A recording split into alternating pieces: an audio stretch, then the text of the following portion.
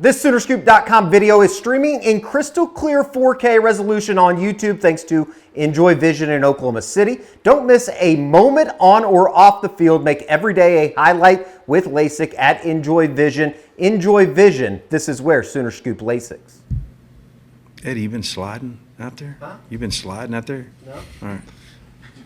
You got dirt all over. You look like you've been sliding. Yeah, good.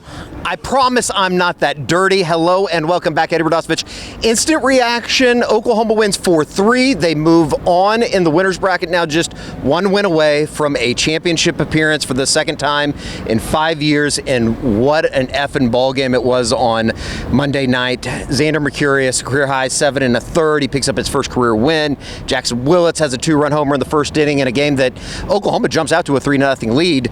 Just an unbelievable performance. You spent time with Toby Rowland in the radio booth, which you could read about that story with Toby coming up on Wednesday morning here or on Tuesday morning in Omaha. We've been here for a couple days now, and the stay is going to be much longer. Oklahoma beats Georgia 4-3 tonight. George Stoia, welcome into the instant reaction. Just unbelievable. I want to first apologize to my great wife at home, Erin. I told her we're sorry. I told her before I went on this trip, I was like, it'll probably just be a few days. I didn't think Oklahoma would make it all the way to the championship series, and boy, have they proven me wrong. They haven't done it yet. I know, but they have made it to Wednesday at 2-0.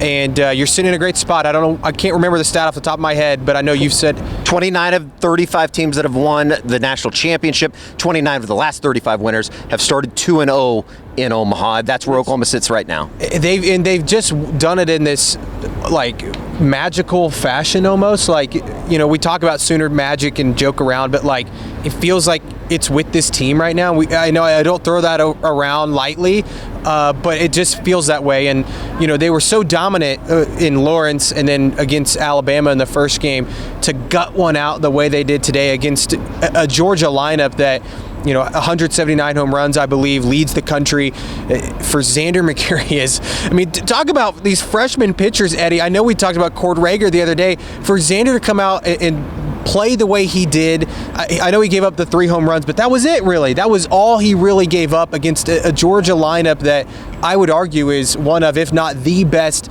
in the country. It's just spectacular. We will get to all of it here in a second. First, let us tell you about our good friends over at Harry's. Harrys.com/SoonerScoop. Harrys.com/SoonerScoop. If you're looking for a new razor, you're going to need to shave tomorrow because we're going to be here. Good thing that you have your Harry's Plus trial set. You can get that for just $10. As you saw, George, he uses it. He really uses it, as you saw in one of the practice reports earlier this week. George, how much do you like your Harry's razor? It's the best. I've been using it forever. I've been using Harry's products for a long time now, but I love the weighted handle. The gel as well is a favorite of mine, and only $10, Eddie. Father's Day coming up later this week. Talk about a perfect gift. They could probably get it to you by the time Father's Day rolls around. Maybe you'll be watching Oklahoma in a national championship series. They'll need one more win. Go to Harrys.com/SoonerScoop. You can get the Harry's Plus trial kit. You get the 2-ounce foaming shave gel, the travel kit that we brought with us to Omaha. Harrys.com/SoonerScoop. Thank you to our good friends over at Harry's. All right, let's get into it, because what a mammoth performance this was tonight for Xander Mercurius. Yeah. Just his 4th career start. He's doing it here in front of 24,000+ people. 7 1/3, career high 9 strikeouts, and in section 117 set the mother of Xander Mccurious. You caught up with her after the game. You could read that on SoonerScoop.com. George, selfishly, Aaron, we need him here because you've been doing incredible work. In another story tonight with Xander Mccurious' mother, Christina. Yeah, she was super emotional. I caught up with her, right after Xander got done with his ESPN interview, and she had tears in her eyes. Like, she was super emotional, and you could tell she was yelling the whole game, standing up and all of that. But I was talking to her, and I said, he seems so calm out there for a true freshman. Like, where does he get that from? And she credited his dad. who I think played some baseball, but also just said he's been that way his whole life. He's always wanted the ball, since he was 4 years old. He's pitched in some major games coming up through the high school ranks, but to go out there and pitch the way he did today, I think was super special for him, and obviously his family, and even LJ, who, she spoke also about how important LJ has been in Xander's development, his mentality, and also, being selfless. LJ, and Eddie, you know this better than I do, kind of the story of LJ was in the starting lineup, he gets pulled from it, Xander goes in, and Xander's been spectacular ever since, and LJ's been great out of the bullpen, and if OU's going to win a national championship, they're going to need both those guys. We saw it from Xander tonight. I would expect LJ to pitch some on Wednesday, potentially in the national championship, both those guys pitching if they make it that far. So just an awesome story. Incredible story here, ongoing for Oklahoma freshman pitching. Cord Rager and Xander Mccurious now in their first 2 starts in Omaha have combined 14 1/3 innings pitched, 3 runs, 2 walks, 17 strikeouts. Crazy. Career high for Rager in innings, career high for Mercurius in innings. And after the game, Xander Mccurious, along with Skip Johnson, Jackson Willits, talked about the freshman performance. The guy sitting right next to me, Skip Johnson. He's been great, he's been helping me every single day, just becoming better, and that's all I can do, and that's all I can help or can ask for.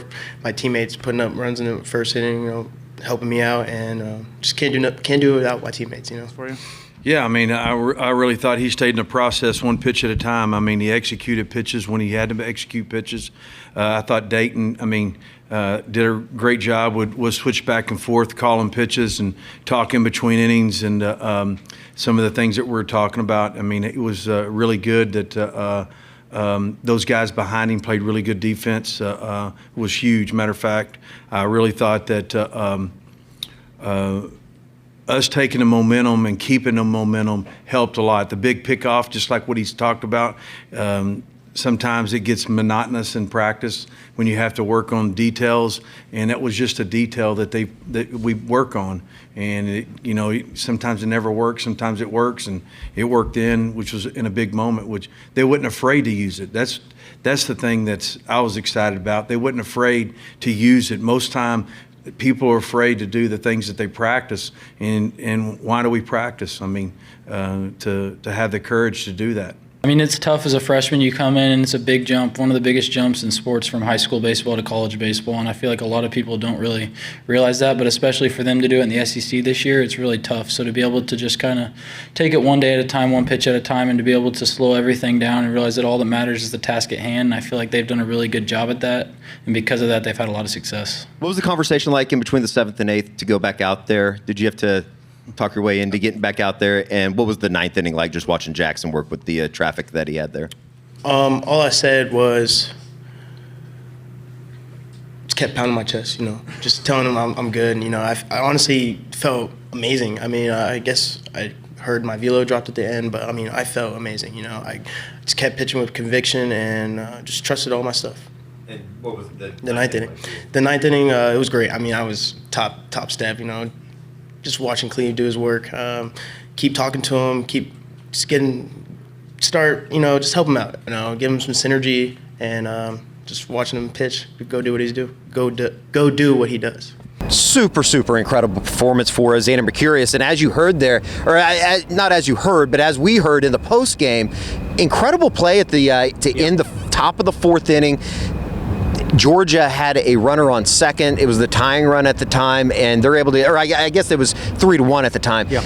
They're able to get out of the inning. Jackson Wilkes calls a pickoff play, something that just only somebody with 1,000 trillion IQ, baseball family, Jackson Willits, he calls for it, though. It got him out of the inning. I think it created a little bit of momentum for Oklahoma, who in the bottom of the half got the Brendan Brock big swing, solo shot to right center, and it was the difference maker. Yeah, and it felt like you could feel the momentum shift in that moment. And I remember you and Josh Calloway saying this is a big moment, and then they get the pickoff, and they turn around and get the home run that answered Georgia's solo home run. So it was a huge moment in the game. Ended up that being the one to hold them off, and I think, again, the bats also have come up big when they needed it too. It just feels like this Oklahoma team, Eddie, just keeps coming up with the plays that you absolutely have to have in those moments. I mean, we'll get to Jackson Cleveland coming in, and he got in a jam a couple times, and we're sitting there like, man. And they had Daniel Jackson come up, right, who's arguably the best player in college baseball, and it's like, this is not a great spot, and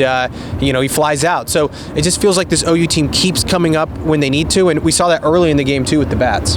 Talk about Caden Aoki, too, the starting pitcher for Georgia. He goes 113 pitches after giving up 3 runs in the first inning, where they ran guys out to the Georgia bullpen in the bottom of the first inning, and you're thinking, okay, maybe they're going to have to break into it. He goes 113 pitches, so they basically seesaw back and forth, 4th, 5th, 6th inning, no runs. Georgia cuts it to 1 run in the 8th inning, and it's 4-3 all of a sudden. And here comes Jackson Cleveland, because Xander Mercurius had started the 8th inning. He gives up just an absolute tank to Daniel Jackson. It was something like, on the ESPN broadcast, I think it was like the second longest home run in like 50 years or something at the Cultural Series. The ball was shit on, folks. It was absolutely shit on. He's one of the best players in the country, obviously a Dick Hauser Award winner, likely, probably going to win the Golden Spikes Award. He's going to win everything. It was his 32nd home run of the season. Just to put in perspective what was to come in the 9th inning, where they do get 2 guys on, and all of a sudden, here come the big boppers, Trey Phelps, Daniel Jackson, and Jackson Cleveland on the mound for Oklahoma. And as he has done here over the last month, they found a way to get out 25, 26, 27. I don't know about you, Eddie, but it was like sweating it there in the press box. And I know that there's a couple fans that I ran into that are like, that was, take a breath after that one. And hearing from the players, too, talking about their thought process is Jackson. They had the utmost confidence in him. And, he got in a jam there, and to get out of it, I think he had a strikeout to get the second out, and then obviously the fly out for the third and final out.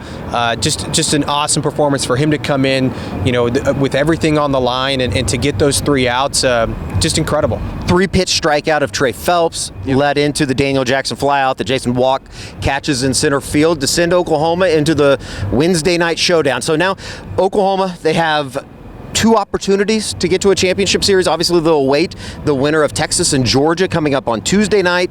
First pitch on Wednesday night will be 6 o'clock, I believe, here at Charles Schwab Field. Oklahoma needs to just win one of the next 2 games to get into the championship series that would start on Saturday. Just an unbelievable run that continues for Oklahoma. Yeah, 1 win away. I mean, it's crazy to think that they're 1 win away from, reaching the championship series again, as they did back in 2022. And like we said at the top, I mean, they're on a magical run, and will that magic run out? I don't know. At this point, I wouldn't bet against it. The way that they're playing, I think they're going to throw another freshman pitcher on Wednesday, in Nick Weslowski. So it's crazy. It's crazy, sure. Eddie.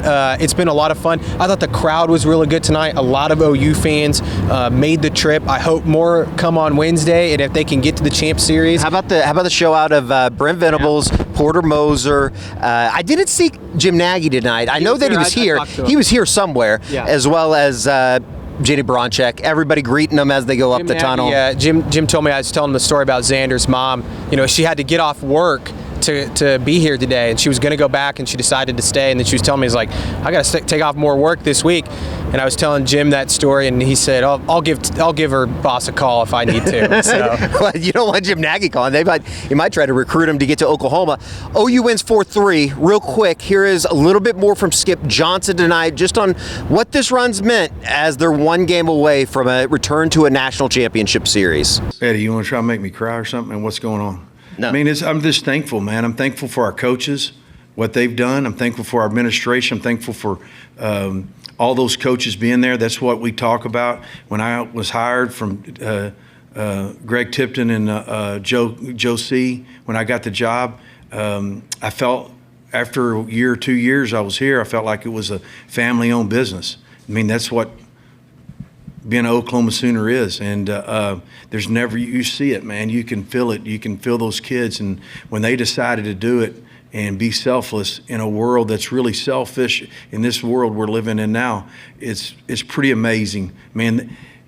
20 years from now, when they're come back for a football game and they're drinking beer, they're not going to say, "Hey man, you remember that pitch that guy threw?" It doesn't matter if a guy is a equipment manager. It doesn't matter if a guy's the best pitcher or the best player. It just matters if he's a great teammate or not.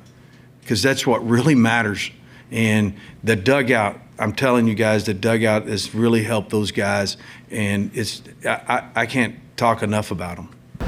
Pretty special story. Happy for Skip. He was giving me hell, which means he was in a really good mood after tonight, and rightfully so. This is an Oklahoma team now that has won 6 games. They get a win, as we talked about in the kind of the pregame stuff. They beat the ACC champion, they beat the Big 12 champion, and now they beat the SEC champion in Georgia. That's insane. They could likely see them again, Georgia and/or Texas. Texas was extremely good on Tuesday in eliminating Alabama 14-2. We'll be out at practice again on Tuesday. We'll have a practice report. We'll talk to some of the players and coaches, all that good stuff.